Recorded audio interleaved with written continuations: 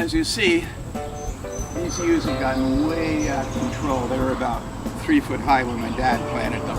It's typical of any suburban yard these days. All the undergrowth here, that's all invasive.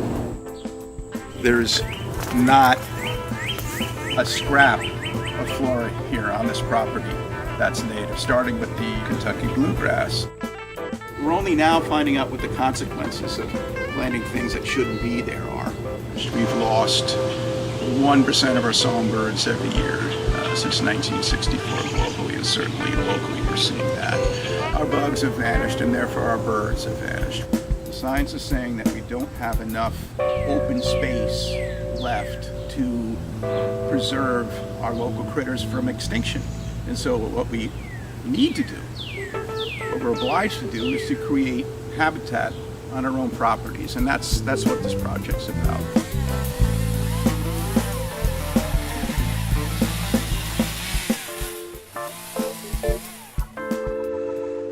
And the project is to strip the entire property of non-native plants. I want to prove by example. My goal was to make this so beautiful that people have to rethink how they do their own yards.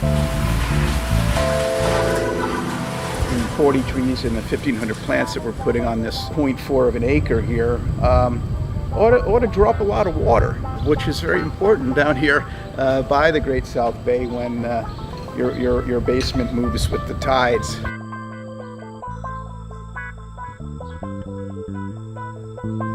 We need to kind of work with the natural currents that are here.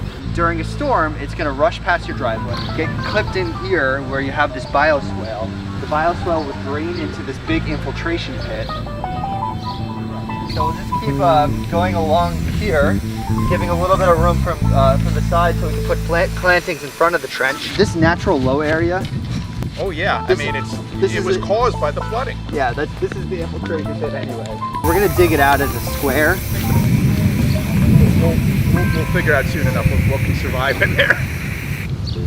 We're also going to we're going to trench from your leader on the corner over here, your downspout, and have perforated pipe in the ground. So it'll slowly trickle into the ground as we go, and then there'll be an outspout here into the infiltration pit. The day we put the stormwater infrastructure in, it'll be pretty darn effective, but that's the day it's at its most weak.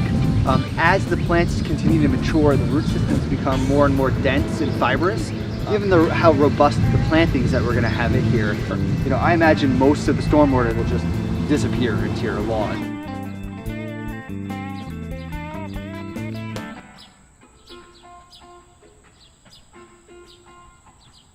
Our mission here at the nursery is to grow native plants for projects that are focused on ecological restoration. Any naturalized area where plant material is needed is an opportunity for us, making sure that the ecology is correct for the long-term success of all species on the planet, basically. The beauty of the native plants and the local indigenous species that we have here is they've been evolving with the planet. What we're just trying to do is protect what Mother Nature has already provided us. We got some foam flower here. This is Tirarella. This is a really nice shade-tolerant plant, native plant. A little bit of a broader based native area for this plant. This is some Joe Pye weed that we're growing. This is a flat right here of wild bergamot. This is Monarda fistulosa. In a tray like this, there's 50 individual cells, 5 rows by 10 rows, by 5 inches deep. So 50 plants. And this is kind of the genesis of the operation. But we do some field crops as well, such as eastern red cedar, white pine, northern bayberry. Northern bayberry checks a lot of the boxes for us. So it's salt tolerant, it's very xeric, very water-wise type of a plant. But this is a field that at this point is ready for harvest. These plants should all move between this fall and next spring. It's a great wildlife plant. The birds eat the berries, so you can actually see some young fruit on this plant right now, and they have like a waxy coating on them that helps protect the fruit, and the birds will digest it and disperse the seed, and that's the way that the plant gets around naturally.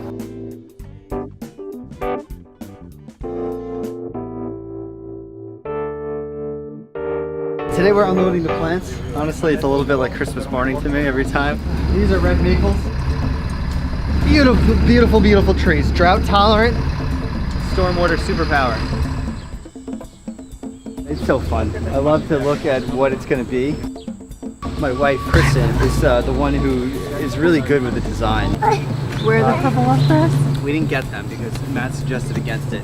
It's really hay-scented fern, goldenrod. What, baby? That is yours. You're gonna help us out. We want some amount of privacy screening, and the bayberries are really nice because they get tall and really bushy. I want to create almost like a very opened U shape. I also want the shape of it to sort of have a little bit of an arch so there's a natural seating area that fans out so it gets more incorporated into the feel of the rest of the yard. Just check me on the actual spacing of them apart. Yeah, they're fine. They'll kind of grow into like a hedge almost. Yeah, I want them to grow together. Are you okay with this beech tree right here?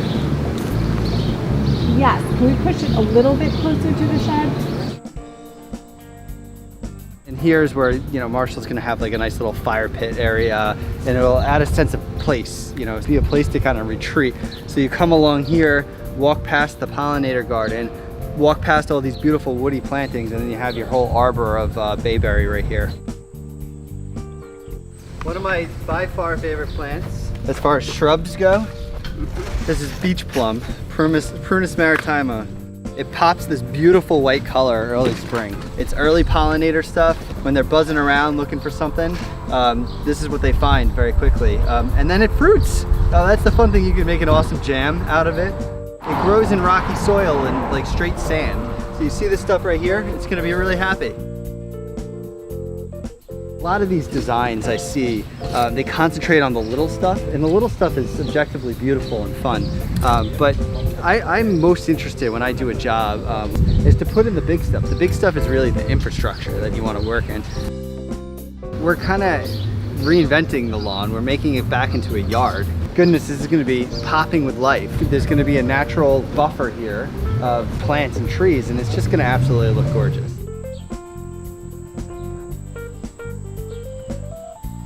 How do we fix the planet? 1 yard at a time. And so here we are. This is ground zero for the remaking of the Suburban yard. If we could just have everybody on this block designate a 5x5 patch, suddenly this block turns into habitat. And this habitat, it scales up, and everybody can make a big difference by doing just a little bit. This is in a large sense about sustainability. All these trees here, this native biome will continue to fill in and integrate all these different types of plants that in nature belong together.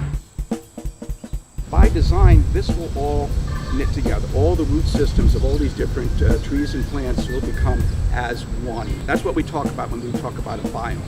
This whole yard will be, in a sense, one giant living thing. They're just babies. I mean, this is going to, over the coming years, just really take over. This will be like 8 foot high and really start to soak up all the extra rainwater. But as it is, you know, we get, you know, an inch in a half hour, and boom, you know, it takes care of it. We need to have people become good local stewards of their properties and of their communities. I think we're at potentially a moment of great awakening.